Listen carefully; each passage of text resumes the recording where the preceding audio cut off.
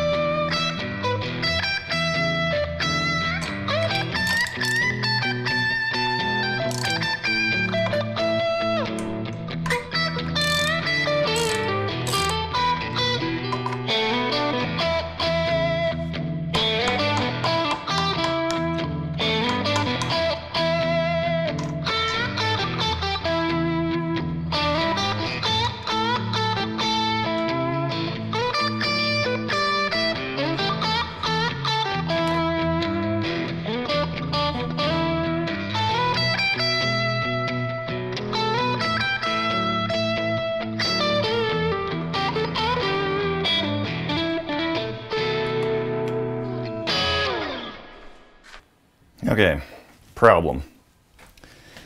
This is the head that came off the XR just now. And if you notice, the threads on this are fine. The threads on this are coarse, both the top and the bottom, which means unless I find nuts for this shaft here, then I can't use this here. Which means that I may end up having to go with the bearing set that I bought and just use the CRF stem here. The only thing with that is that I need to buy a few spacers, basically washers like this that are 4 millimeters thick, and use these to provide enough space for the bearing to fit. So I'm going to figure that out. Alrighty guys, so it's been about 2.5 weeks since I last recorded. I've ordered a bunch of parts. I wasn't sure which route I was going to go. I've ordered some spacers. Those came from the UK. I ordered a bearing set for the XR. I also ordered a bearing set for the CR because I didn't know which shaft I was going to end up using. So it turns out this shaft, or the threads on this shaft from XRs only is threaded for the XR600 and 650. The XR400 has fine thread, and the XR600 and 650 has coarse thread, even though that they have the same size stem. So I have part numbers for these. Part number on this is 90304-KA3-710, and the other nut is 53229 MN1-670. So if you go this route, you're going to need that for the XR400. So the next step is to press this shaft off of the CR neck, off the triple tree, and cut this nub off. because that will interfere with the oil cooler on the bike here. It'll hit and rub on the bottom here, so we need to cut that off. This bearing kit I got is Pivot Works. It comes with all kinds of goodies here. This is, I think, the grease. Yeah, bearing grease, and the seals, top and bottom, and then top and bottom bearings here. So I'll end up using these. The nice thing about this stem is that you can reuse the XR bearings, which are bigger and heavier duty than if you were to go with small bearings on the CR stem. So I don't know, I like having the heavier duty bearings. One other option you can do if you're, instead of buying a new shaft, is to machine this shaft down to the right diameter. But that's not something I really want to mess with. So, okay, I've got a couple pieces of red oak in here. We'll see if that's enough to do it. I'm going to use the manual handle here just to make sure I don't bend it too, like that air jack really goes hard and fast. So, see if this works.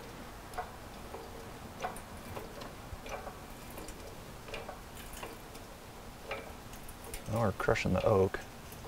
There it goes. It broke loose. So now that I know it'll go, I'm just going to use the air.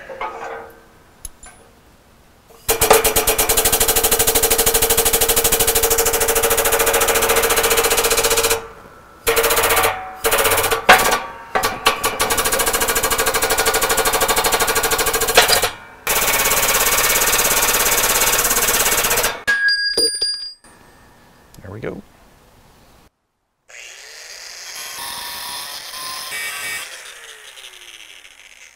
So next step is punching out the bearing races. You can see this is the bottom one here. It's pretty nasty. I need to test the fitment of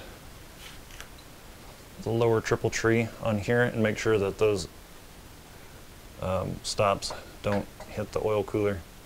So I'm going to punch this old one out, put the new one in, and then test fit. Then I can see if I need to trim the lower triple tree. So to punch this out here,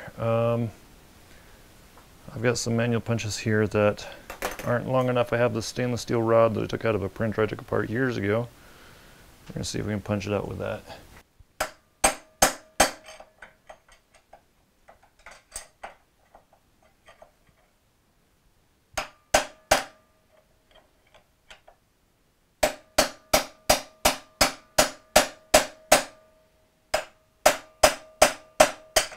Ow.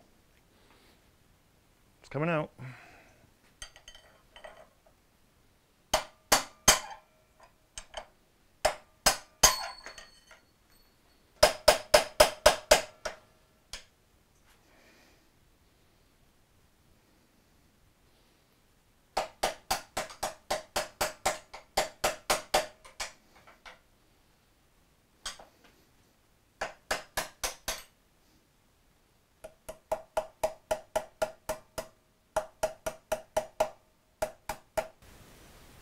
It's kind of dirty in there.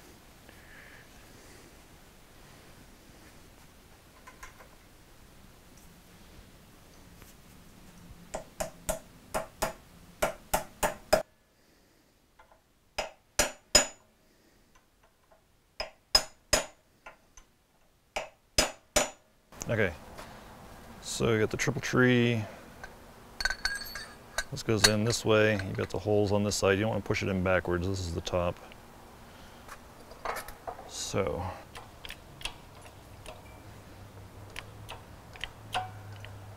there it goes. All right, so put the lower seal on and put the lower bearing on. Oh, cool. It just presses on. There, it slid all the way down. I don't have to use a press or a hammer or anything.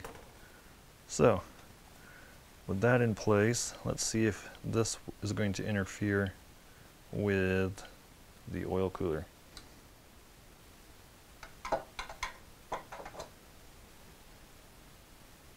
Ooh, wow, that is close. Looks like it'll clear though, so I don't need to trim that at all.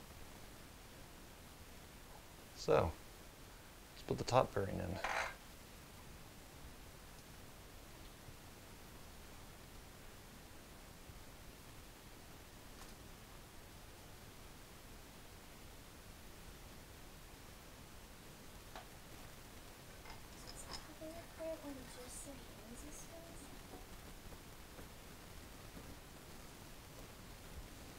Okay, now I can install this.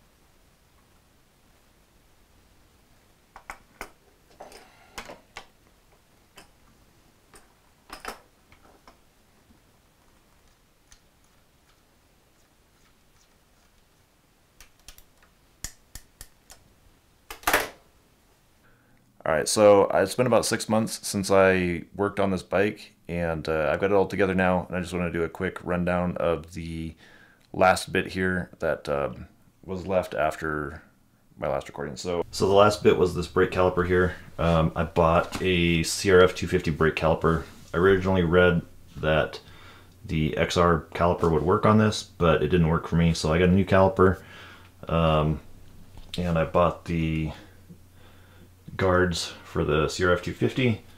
Got the brake line clamped in here. This line is the XR brake line, and it runs up here straight up to the